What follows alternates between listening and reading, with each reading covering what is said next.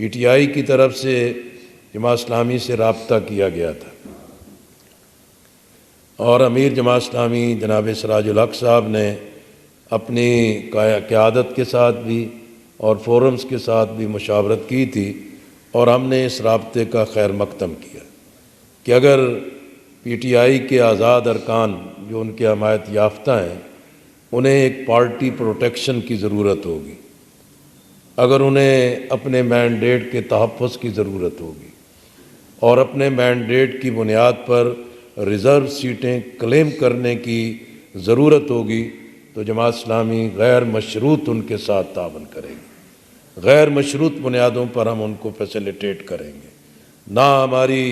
कौमी सैनेट या सूबाई असम्बलियों की मेंबरी की कोई डिमांड है, हम सिर्फ आवाम के मैंडेट का एहतराम चाहते हैं और सियासी वर्कर ने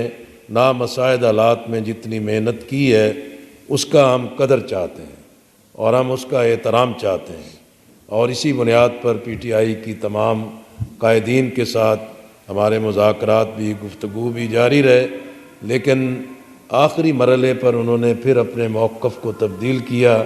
कि वो सिर्फ़ खैबर पख्तूनख्वा की हद तक ये ताउन करना चाहते हैं, फिर वो भी बदल लिया। लेकिन हम समझते हैं कि हमारी तो एक खैर खाई थी, जमहूरियत की खातिर, अवाम के मैंडेट के एहतराम की खातिर,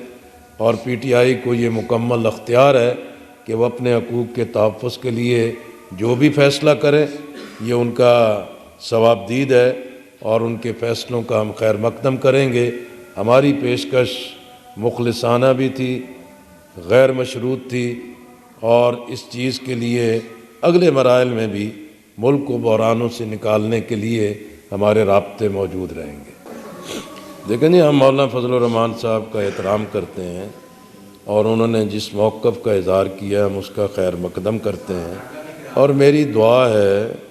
कि अल्लाह ताला उन्हें इस मौक़िफ़ पर कायम रखे।